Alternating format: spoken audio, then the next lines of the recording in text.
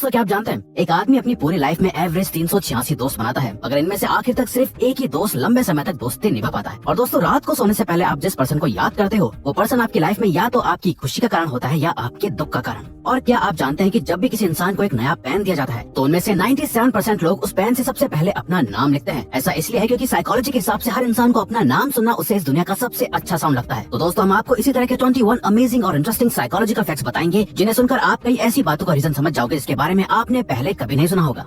Number 21, अगर आप चाहते हो कि कोई आपके सामने झूठ ना बोले तो आपको बस इतना करना है कि जब भी आप उस पर्सन से बात कर रहे हो तो उनकी आंखों में देखने के बजाय आपको उनके माथे के बीचों बीच देखना चाहिए। इससे वो अपना थोड़ा बहुत कॉन्फिडेंस खोने लगेंगे और उन्हें लगेगा कि वो अगर झूठ बोलेंगे तो वो पकड़े जाएंगे, और ऐसे में वो झूठ बोलने से रुक जाते हैं, इसलिए इसके चांसेस कम हो जाएंगे कि वो आपके सामने झूठ भी बोल पाए। नंबर 21, आपने कभी इस बात पर ध्यान दिया है कि जब कोई आपको इग्नोर करता है तब आप उस इंसान पर और ज्यादा ध्यान देने लग जाते हो, आपका सारा अटेंशन उसी पर रहता है। ऐसा क्यों होता है कि हम उसी चीज को चाहते हैं जिसे पा नहीं सकते? इसका एक साइकोलॉजिकल रीजन ये है कि हमारा ब्रेन अनफ्रेंडलीनेस को एक चैलेंज या गोल की तरह देखता है। आप उन लोगों के लिए इतने ऑब्सेस्ड रहते हो क्योंकि आपका ब्रेन उस इग्नोरेंस को एक चैलेंज की तरह देखता है जिसे आप अकम्प्लिश करना चाहते हो, जैसे किसी मैथ प्रॉब्लम की तरह। नंबर 19, आजकल psychological disorders like stress, anxiety, depression etcetera बहुत ज्यादा कॉमन होते जा रहे हैं। अर्ली 20s में की गई एक रिसर्च के अकॉर्डिंग स्टूडेंट्स का एंजाइटी लेवल इतना ज्यादा होता है जितना कि एक 90s-50s के साइकेट्रिक पेशेंट का। और अगर आज के टाइम पे ये स्टडी अब दोबारा की जाए तो एक एवरेज स्टूडेंट का एंजाइटी लेवल किसी साइकेट्रिक पेशेंट से भी ज्यादा होगा। नंबर 18, 20 लाख पार्टिसिपेंट्स पर करी गई एक स्टडी ने किसी भी तरह की एक अच्छी रिलेशनशिप होने के काफी अमेजिंग बेनिफिट्स बताए। एक हेल्दी रिलेशनशिप आपको गुड हार्ट हेल्थ देती है जिसकी वजह से आपकी लाइफ एक्सपेक्टेंसी इंक्रीज हो सकती है। वहीं दूसरी तरफ एक टॉक्सिक रिलेशनशिप आपकी हेल्थ पर नेगेटिव इफेक्ट्स डाल सकती है। नंबर 17, वर्ल्ड में 19 डिफरेंट टाइप्स की स्माइल होती है, polite, dominance, wistful, flirty etcetera, और इन्हीं में से एक होती है डुशेन स्माइल, जिसे सबसे बेस्ट और हाई स्टैंडर्ड वाली स्माइल माना जाता है। इसी स्माइल को एक जेन्युइन ऑथेंटिक स्माइल भी कहते हैं। एक ऑथेंटिक डुशेन स्माइल आपको ट्रस्टवर्दी, फ्रेंडली और ऑथेंटिक दिखने में मदद करती है। नंबर 16, आपने नोटिस किया होगा कि कुछ लोग बात करते समय बार बार अपने फेस को टच करते रहते हैं, स्पेशली अपनी नोज को, और हम सोचते हैं कि शायद ये उनकी आदत हो सकती है, लेकिन साइकोलॉजिस्ट के हिसाब से ये एक नर्वसनेस की निशानी हो सकती है। वो इंसान कन्वर्सेशन में कंटिन्यूअसली अनकॉन्शियसली अपनी नोज को टच करते हुए ये सोचता रहता है कि आप उसके बारे में क्या सोच रहे हैं। नंबर 15, आपने नोटिस किया होगा कि जब कोई आपके सामने यौन करता है यानी उबासी लेता है तो उसको देखकर आप भी यौन करने लग जाते हो। ऐसा हमेशा तो नहीं, लेकिन अधिकतर अनकॉन्शियसली हो जाता है। लेकिन साइकोलॉजिस्ट के अकॉर्डिंग ऐसा होता है एक फिनोमेनन की वजह से जिसे कहते हैं सोशल मिररिंग, जिसका डायरेक्ट लिंक होता है ब्रेन में मौजूद मिरर न्यूरॉन से। इसी वजह से किसी और को यौन करते देख हमें ना चाहते हुए भी खुद ब खुद यौनिंग होने लगती है। नंबर 14,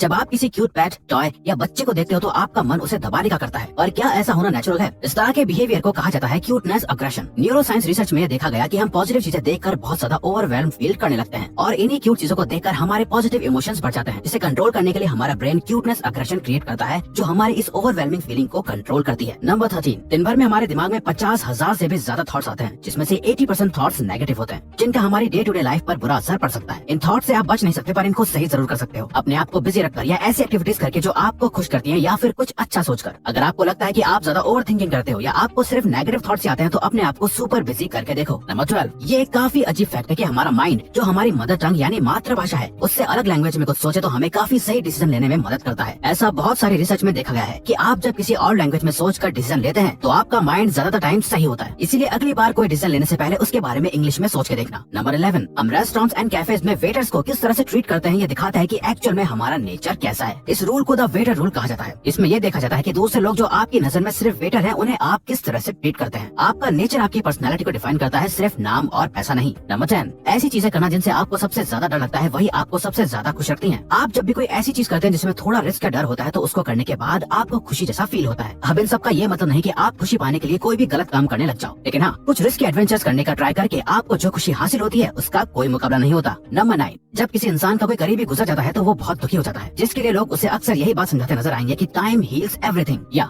वक्त के साथ सब ठीक हो जाएगा। लेकिन साइकोलॉजी के हिसाब से टाइम सब कुछ सही नहीं करता, बल्कि वो इंसान खुद उस दुख या उस लॉस के साथ जीना सीख जाता है। उससे उस दुख की आदत हो जाती है और वक्त गुजरता रहता है, जिससे ऐसा लगता है कि सब कुछ ठीक हो गया है। नंबर 8, एक इंसान बिना सोए सिर्फ 11 दिन तक ही जिंदा रह सकता है। ह्यूमन बींग्स अपनी लाइफ का 33% टाइम सोते हुए गुजार देते हैं। कुछ लोग ऐसा सोचेंगे कि ये तो बिल्कुल वेस्ट ऑफ टाइम है क्योंकि हम सोते हुए कुछ भी हासिल नहीं कर रहे, लेकिन आपको ऐसा नहीं सोचना चाहिए क्योंकि इसी 33% टाइम की वजह से जो हम सोकर गुजारते हैं हमारा बाकी का 67% टाइम प्रोडक्टिव हो पाता है और आप वो सभी एक्टिविटीज कर पाते हैं जो आप अपनी डे टू डे लाइफ में करते हो। नंबर 7, साइकोलॉजी के हिसाब से जो लोग दिन भर बिजी रहकर अपना काम करते हैं और रात को कोई पार्टी या किसी भी तरह से एंजॉय करते हैं तो उनको ज्यादा दुख नहीं होता कि उन्होंने टाइम वेस्ट किया है, बल्कि अगले दिन वो और भी मोटिवेटेड नजर आते हैं। दूसरी तरफ वो इंसान जो दिन भर अपना टाइम वेस्ट करता है उसे दिन के एंड में बहुत गिल्टी फील होता है कि उसने पूरा दिन कुछ भी प्रोडक्टिव नहीं किया और फिर वो रिग्रेट करता है। नंबर 6, अकॉर्डिंग टू साइकोलॉजी आप जितना सीरियस होकर अपना काम करोगे वो काम उतना जल्दी पूरा हो जाएगा, और अगर किसी काम को बिना डेडलाइन के ऐसे शुरू कर दोगे तो वो काम उतना ज्यादा ही टाइम भी लेगा। यानी काम कितना टाइम लेगा ये टोटली आप पर डिपेंड करता है। फॉर एग्जाम्पल, आपके साथ ऐसा जरूर हुआ होगा कि कोई काम जो असल में 1 घंटे का है, उसी सेम काम को अर्जेंटली करने में आपको सिर्फ 30 मिनट्स का टाइम लगा होगा। और वहीं किसी 1 घंटे के काम को जिसे हाथों हाथ करना जरूरी नहीं होगा, आपने आराम से 2 दिन में पूरा किया होगा। नंबर 5, ह्यूमन ब्रेन एक बहुत ही एडवांस ऑर्गन है जिसके अंदर सारी इन्फॉर्मेशन सेव रहती है, जिसे हम मेमोरी कहते हैं। माँ के पेट से लेकर मरने तक हमारी लाइफ का हर एक इवेंट हमारे ब्रेन में सेव्ड होता है। लेकिन फैक्ट की बात यह है कि ह्यूमन बीइंग्स चाहकर भी उन सभी मेमोरीज को दोबारा से याद नहीं कर सकते। हाँ, कुछ खास मेमोरीज याद आ जाएं, लेकिन सभी इवेंट्स आपके ब्रेन में मौजूद होने के बावजूद भी उन्हें याद कर पाना इम्पॉसिबल है। नंबर 4, आप जिस भी तरह के शोज या मूवीज देखते हो उसी तरह से दुनिया को भी देखना शुरू कर देते हो। रिसर्च बताती है कि जो लोग क्राइम इन्वेस्टिगेशन या इवन ज्यादा न्यूज देखते हैं वो दुनिया में होने वाले सीरियस क्राइम्स को ओवर एस्टिमेट यानी बढ़ा चढ़ा के देखते हैं। और इस तरह के शोज उन्हें ये सोचने पर मजबूर करते हैं कि दुनिया एक बहुत डरावनी जगह है और वो उसमें एक विक्टिम है। जबकि जो लोग कॉमेडी और फैंटेसी जॉनरा देखते हैं उनकी लाइफ काफी पॉजिटिव होती है। नंबर 3, हमारी सोच और हमारे दिमाग की सोचने की एबिलिटी हमारे कल्चर पर डिपेंड करती है। सोशल साइकोलॉजिस्ट रिचर्ड निस्बेट ने अपनी book the geography of thought में बताया है कि किस तरह एशियन एंड वेस्टर्न कंट्रीज में मेंटल प्रोसेसेस अलग होते हैं। यानी दोनों कंट्रीज के cultures, philosophy, education and social structure अलग है, जस्ट बिकॉज वहाँ के लोगों को अलग अलग तरह की प्रॉब्लम्स फेस होती हैं। इसी वजह से एशियन कंट्रीज में लोगों की थिंकिंग काफी होलिस्टिक होती है और वही वेस्टर्न कंट्रीज की काफी एनालिटिक। नंबर 2, हमें ऐसा लगता है कि हम अपना हर डिसीजन काफी सोच समझ कर लेते हैं, लेकिन साइकोलॉजी के हिसाब से हम अपने ज्यादातर डिसीजंस अनकॉन्शियसली लेते हैं। फॉर एग्जांपल, अगर आप कोई मोबाइल लेने जाते हो तो आप अपना बजट और ब्रांड कॉन्शियसली ध्यान में रखकर फोन चूज करते हो, लेकिन अनकॉन्शियसली आपका माइंड आपको ट्रेंड और मोबाइल के और फीचर्स की तरफ भी आकर्षित करता है, जिससे आपका डिसीजन अफेक्ट होता है। नंबर 1, जब भी हमें कोई रूल बहुत स्ट्रिक्ट लगता है या हमें ऐसा लगता है कि हमसे हमारी फ्रीडम छीनी जा रही है, तो हम में से अधिकतर लोगों का मन सिर्फ उस एक रूल को नहीं बल्कि हर रूल को तोड़ने का करता है। साइकोलॉजिस्ट इस बिहेवियर को रिएक्टेंस कहते हैं। ये हमें बताता है कि किसी को फोर्स करके अपनी बात मनवाना कभी काम नहीं करता। हम दूसरों की बात तभी मानते हैं जब हमें लगता है कि हम वो काम अपनी मर्जी से कर रहे हैं।